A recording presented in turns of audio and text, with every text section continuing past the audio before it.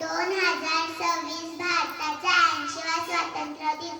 सर्वांना स्वातंत्र्य दिनाच्या हार्दिक शुभेच्छा. स्वातंत्र्याची पहाट उगवली, धन्य ते वीरांचे बलिदान. नसा नसात भिनला होता त्यागांनी स्वाभिमान. नसा नसात भिनला होता त्यागांनी स्वाभिमान.